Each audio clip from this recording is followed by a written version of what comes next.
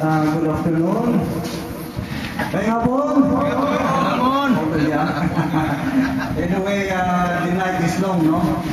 Okay, first of all, I would like to acknowledge our honorable Mayor German P. Saranya,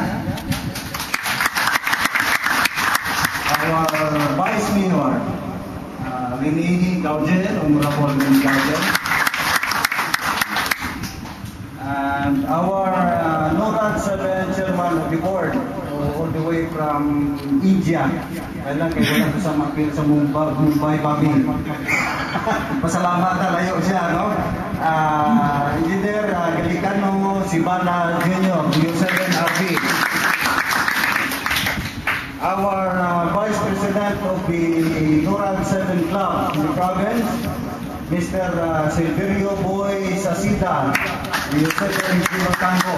He is connected with the TISDA sa province, no? So may mga kinanglan ka mo. Mr. Sasida is welcoming you with open arms.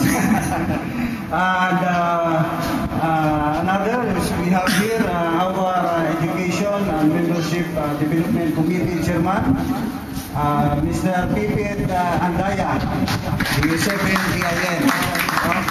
Kanang yan, hindi na po matingala ng pride head niya, is from beginning until now, siya nang in charge sa atong education, no? Sa NORAD na to. And of course, una-una to welcome board. We have here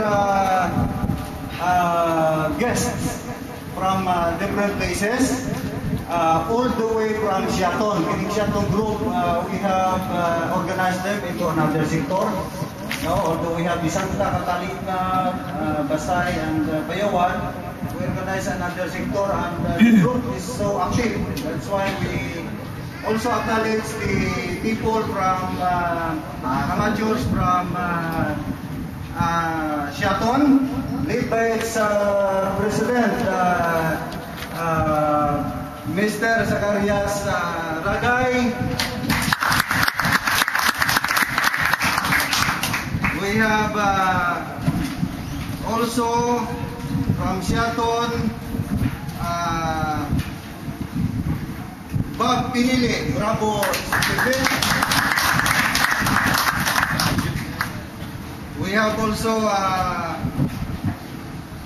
Bibot Ragay, Charles Quetango. Dito sa Siaton, nagtabang nawala na pambot, no?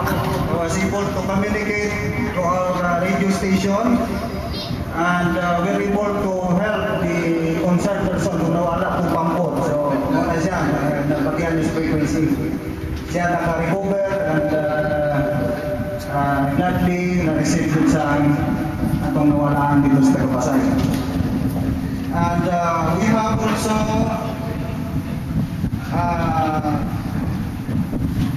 Mr. Palalios Sarfil. Okay. And we have Mr. Neil